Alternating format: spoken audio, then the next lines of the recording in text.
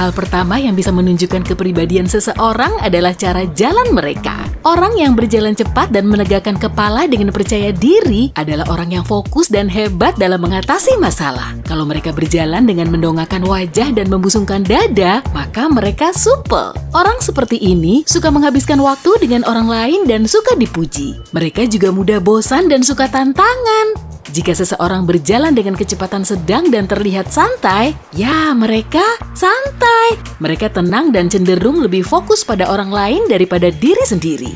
Mereka juga mudah terpengaruh. Orang yang berjalan dengan kecepatan sedang tapi percaya diri berarti sangat kooperatif dan merupakan pendengar yang baik. Mereka loyal dan agak bergantung pada orang lain, sementara orang yang berjalan lambat dan menunduk kemungkinan introvert dan pemalu. Kalau menyilangkan lengan, orang itu mungkin rapuh dan suka sendirian. Jadi, ini triknya. Kalau kamu mau kelihatan pede saat berjalan, terutama kalau di rapat bisnis penting, selalu perhatikan bahasa tubuhmu. Agar kamu ingat untuk memastikan itu, kamu bisa menggunakan teknik pintu. Gunakan sesuatu, misalnya pintu sebagai ancang-ancang. Setiap melewati pintu, ingatkan dirimu untuk memeriksa bahasa tubuhmu. Perhatikan apakah kamu berjalan lurus, apakah kepalamu tegak, dan detail kecil lainnya. Lakukan setiap kali kamu melewati pintu. Nantinya, pintu itu akan menjadi pemicu alami untukmu, dan kamu akan secara otomatis memperbaiki postur tubuh setiap kali berjalan melewatinya. Oke, kembali ke petunjuk. Perhatikan cara orang itu berpakaian. Kamu mungkin tidak mau memakai sesuatu yang bukan gayamu atau suasana hatimu, begitu juga orang lain. Orang yang berpakaian kasual biasanya mudah bergaul, suka kenyamanan, dan memilih menjadi diri sendiri. Dia merasa tidak perlu membuat siapapun terkesan. Orang yang memakai baju dengan pola warna-warni biasanya kreatif dan suka mengekspresikan diri lewat pakaian. Orang yang memakai pakaian desainer dan menunjukkan logonya biasanya suka pamer dan menunjukkan statusnya. Orang yang memakai pakaian kerja adalah penggila kerja yang kebanyakan menilai diri lewat pekerjaan dan pencapaiannya di tempat kerja. Orang yang punya gaya resmi dan memakai baju formal biasanya elegan dan tegas. Mereka yang memakai baju olahraga biasanya percaya diri, dan orang yang memakai baju netral biasanya tertutup, tak suka menarik perhatian, dan lebih suka tidak terekspos. Bahkan pilihan sepatu pun bisa memberitahumu sesuatu loh. Dalam sebuah penelitian, sejumlah orang diperlihatkan foto sepatu orang lain dan mereka harus menggambarkan kepribadian orang yang memakai sepatu itu. Mengejutkannya, gambaran mereka cukup akurat. Jadi, orang yang memakai sepatu nyaman adalah orang yang ramah. Orang yang sepatunya baru atau dalam kondisi sempurna biasanya manja dan cemas. Pecinta sepatu bot pendek biasanya ambisius. Kalau orang itu membawa tas, perhatikan cara dia membawanya. Kalau tasnya ada di depan badan dan didekap, maka orang itu waspada dan pemalu.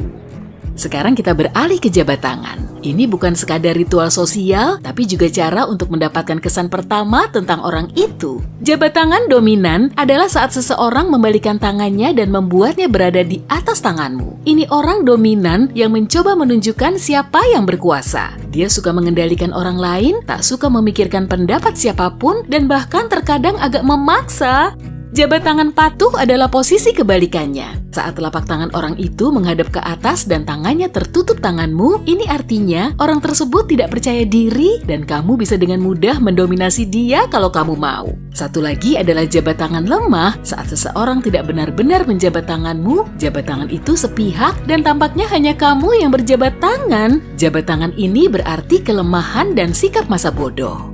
Ada juga jabat tangan dua tangan, yaitu saat seseorang menggunakan kedua tangannya, biasanya menaruh tangan kedua di punggung tangan orang lain.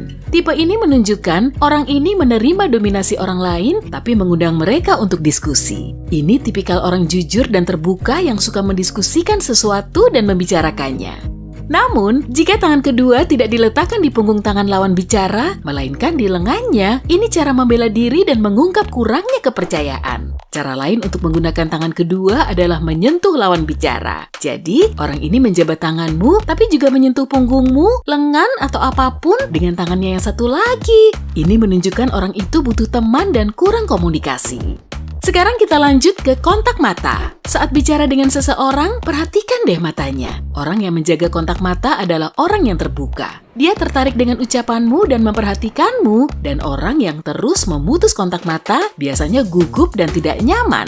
Atau mungkin dia malu aja. Orang pemalu tidak bisa menjaga kontak mata lama karena dia merasa diserang. Kalau orang itu sering berkedip, artinya dia tertekan, dan kalau matanya menyipit, dia mencurigaimu dan tak begitu mempercayaimu. Perhatikan cara orang itu memperlakukan orang yang bekerja di bidang layanan seperti restoran dan hotel, serta retail dan makanan. Pegawai layanan harus baik kepada tamu, tapi tamu tidak perlu membalas sikap itu. Dalam kasus ini, tamu adalah raja. Jadi perhatikan sikap seseorang saat memiliki kuasa itu, apa dia memilih menjadi baik atau memperlakukan seseorang dengan buruk saat tidak punya kewajiban untuk menjadi orang baik.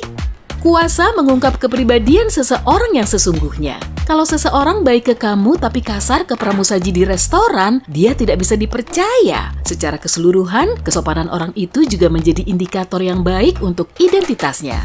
Ya, kalau seseorang tahu dan menggunakan kata seperti tolong dan terima kasih, maka dia pasti orang baik yang perhatian dan berempati serta menghormati orang lain. Dan jika dia kasar kepada orang lain, terutama kepada orang yang status sosialnya lebih rendah, mungkin dia punya privilege atau ya kasar aja. Menariknya, cara hewan bereaksi pada manusia juga bisa mengungkap banyak hal tentang kepribadiannya. Hewan tidak menilai siapapun dari penampilan, cara berpikir, atau pendidikan, jadi akan jauh lebih sulit macam-macam dengan hewan daripada dengan manusia. Hewan menarik pendapat berdasarkan suasana hati, bahasa tubuh, dan ekspresi wajah manusia. Hal itu jauh lebih sulit dikendalikan. Beberapa orang percaya bahwa hewan punya semacam indera keenam dan mereka bisa mencium apakah orang itu baik atau tidak. Jadi kalau hewan suka seseorang, orang itu pasti orang baik. Perhatikan preferensi bacaan seseorang. Orang yang suka buku klasik adalah orang yang berempati dan suka mengenal orang lain secara mendalam. Pecinta buku fantasi adalah pemimpi sejati yang suka lari dari kenyataan dan terkadang aneh. Orang fiksi sejarah, perfeksionis dan suka memperhatikan detail terkecil. Pembaca horor adalah petualang dan selalu mencari adrenalin. Orang yang selalu memeriksa ponselnya mungkin punya emosi yang tidak stabil. Memeriksa ponsel adalah cara seseorang memperbaiki suasana hati. Orang yang selalu berdebat bahkan saat tidak ada alasannya adalah orang yang narsis dan fokus pada diri sendiri. Namun, jika orang itu berdebat tapi punya alasan dan berhati-hati memilih argumennya, artinya dia suka debat yang sehat. Jika orang itu makan dengan cepat, artinya dia punya level kecemasan yang tinggi atau dia harus ke bioskop dan sudah terlambat. Selain itu, perhatikan juga pandangan orang itu saat dia minum dari gelas. Orang yang melihat ke dalam gelas adalah orang idealis dan mawas diri yang terus memikirkan perasaan dan emosi mereka. Orang yang melihat keluar gelas biasanya ekstrovert, cuek, dan bisa dipercaya, tapi mereka bisa mudah terpengaruh. Beberapa orang menutup mata saat minum. Artinya mereka tidak nyaman atau sedang berpikir. Saat bersulang, orang yang gelasnya lebih tinggi memiliki rasa percaya diri tinggi, dan orang yang mengangkat gelasnya lebih rendah berpikir dirinya lebih buruk dari orang lain. Orang yang cerdas cenderung punya tulisan tangan yang jelek, jadi kalau kamu tidak bisa membaca catatan dari kolegamu atau orang asing yang baru kamu temui, jangan terlalu ngejudge ya. Kamu mungkin bertemu orang jenius.